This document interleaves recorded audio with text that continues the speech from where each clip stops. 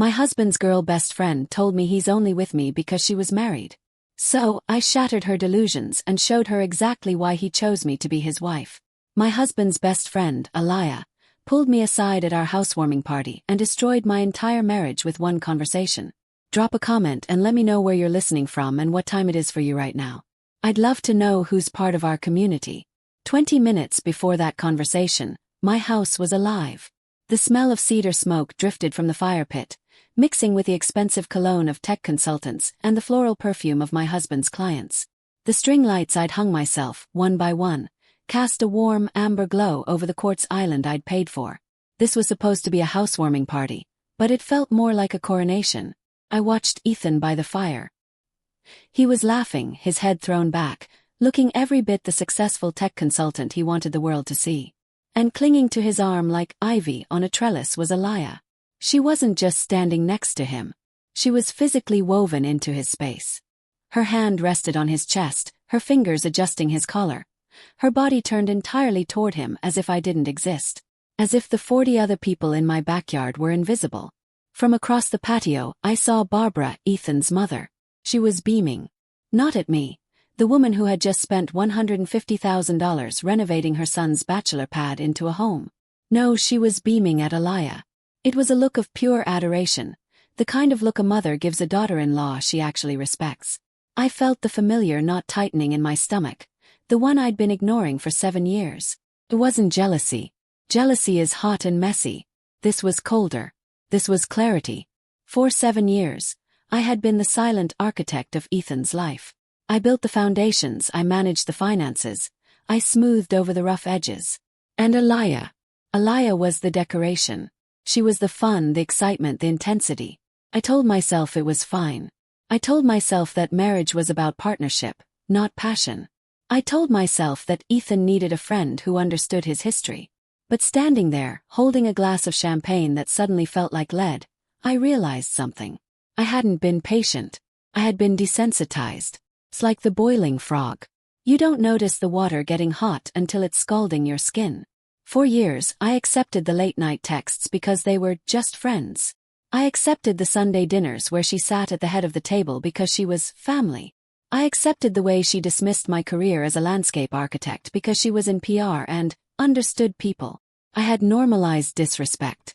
I had taken abnormal behavior and filed it under quirky friendship because the alternative, admitting that my husband was emotionally married to another woman, was too painful to face. I watched Alaya whisper something in Ethan's ear, and I watched him lean in, intimate and exclusive. The knot in my stomach turned into a stone. I wasn't just a guest at my own party. I was an intruder in their relationship. Alaya saw me watching. She didn't look away. She smiled, a sharp, knowing smile that didn't reach her eyes, and started walking toward me. The crowd parted for her like she was royalty. I stood my ground near the sliding glass doors, my grip on the champagne flute tightening until my knuckles turned white. She stopped inches from me, invading my personal space just like she invaded my marriage. "Great party, Scarlett," she said, her voice low and smooth. "Ethan seems happy." "Finally." "He is happy," I replied, my voice steady despite the pounding in my ears. "Is he?" She swirled her drink, looking bored. "You know, he only married you because I was unavailable. I was engaged to Cooper, remember? Ethan needed a placeholder. Someone safe. Someone stable. A consolation prize until I was ready." She paused, letting the words sink in. "But I'm single now. And we both know who his intellectual soulmate really is. Don't we?" She patted my arm, a condescending little tap, and walked back to Ethan. I didn't cry. I didn't scream. I just watched her go. The heat of the party faded into a dull hum. The laughter sounded distant.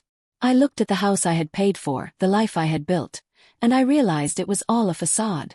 A stage set for a play where I wasn't the lead character.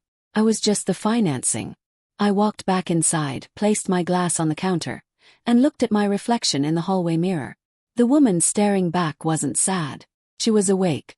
The boiling water had finally scalded me, and for the first time in 7 years, I was ready to jump out of the pot. This wasn't a marriage. It was a hostage situation. And I was done negotiating. I walked back out to the patio. The party was still in full swing, the fire crackling, the laughter loud and brittle. Ethan was standing near the bar, refilling his drink. Aliyah was nowhere to be seen, likely holding court in another corner of my property. I walked up to my husband, the man I had just spent the last 7 years building a life around. "We need to talk," I said. My voice was low, cutting through the ambient noise like a knife.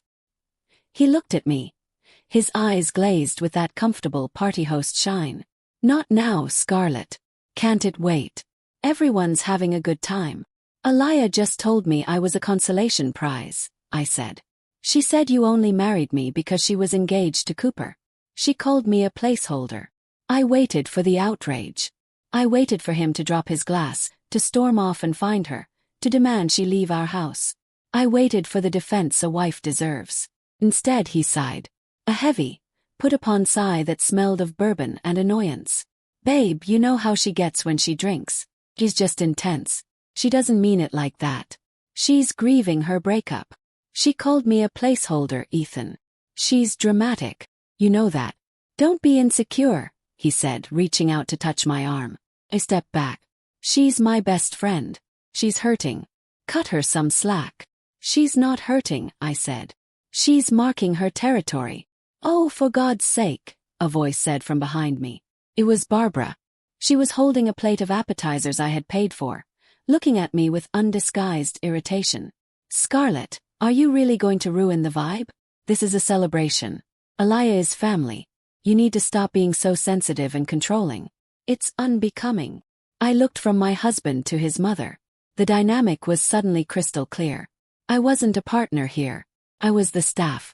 I was the one who paid the bills and kept the schedule and made sure the renovation was done on time so they could play house in a setting they hadn't earned. I didn't scream. I didn't throw my drink. I realized that arguing with them was like trying to explain structural integrity to a termite. They weren't interested in the foundation. They just wanted to feed. "You're right," I said. "I am ruining the vibe. I'll fix that." I turned and walked back into the house. I went straight to the master bedroom. I didn't pack clothes. I didn't pack toiletries. I went to the safe in the closet. I took out my passport, my birth certificate, and the deed to the house. Then I went to my home office. I unplugged my external hard drives, the ones containing every architectural drawing, every financial record, every bank statement from the last 7 years. My work, my money, my proof. I put them into my leather tote bag. It was heavy, grounding. I walked back downstairs. Ethan was in the kitchen now, laughing at something Barbara was saying. He looked up as I walked toward the garage door. "Where are you going?" he asked, brow furrowed. "We haven't cut the cake." I didn't answer. I didn't even slow down. I opened the door to the garage, got into my car, and hit the button for the garage door opener.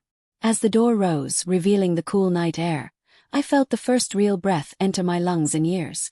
I backed out of the driveway, leaving the party, the fire pit, and the husband behind. I didn't look in the rearview mirror. I drove 20 minutes across town to the one place I knew was solid. My cousin Molly opened her front door before I even knocked. She took one look at my face, dry-eyed, pale, and terrifyingly calm, and pulled me inside. Her husband, Xander, was sitting at the kitchen table with a stack of case files. He looked up, saw the hard drives in my bag, and closed his laptop. "Tell us," Molly said, pouring me a glass of water. "I'm done," I said. "But first, I need to know exactly what I'm walking away from. And I need to know who Aliyah really is." Xander didn't offer tea or sympathy. He offered strategy. He sat at the head of the table, opened his laptop, and started typing. "We need discovery," he said, his voice devoid of the usual family warmth. "If she's claiming she owns him, let's see the receipts." He ran a background check on Aliyah while Molly paced the kitchen. It didn't take long to find a connection. Cooper. The man Aliyah claimed had broken her heart, the engagement that supposedly kept her from Ethan. Xander found a number. He made a call. He didn't say much, just legal counsel and potential fraud. 40 minutes later, headlights swept across the front window. Cooper didn't look like the villain Aliyah had described for years. He didn't look like a heartbroken ex either. He looked like a balance sheet come to life. He wore a tailored suit, carried a leather briefcase, and had the kind of eyes that spot a missing decimal point from across the room. "I'm a forensic accountant," he said by way of introduction, setting his briefcase on the table. And I've been waiting for someone to ask me about Alaya for 3 years. He didn't waste time with small talk.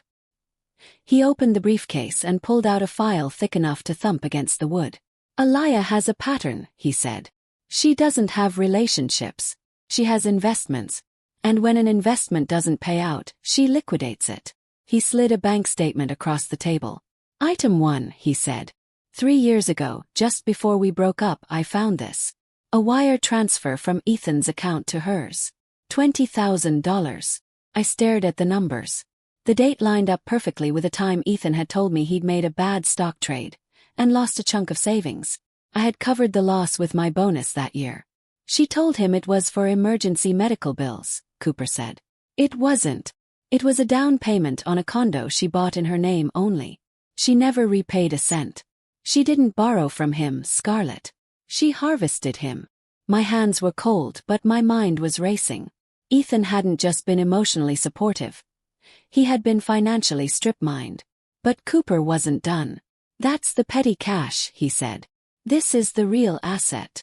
He opened his laptop and turned the screen toward me. It was a directory of folders. Each one was labeled with a name. I recognized them. Sarah. Jessica. The names of Ethan's girlfriends before me. I call it the trophy folder, Cooper said.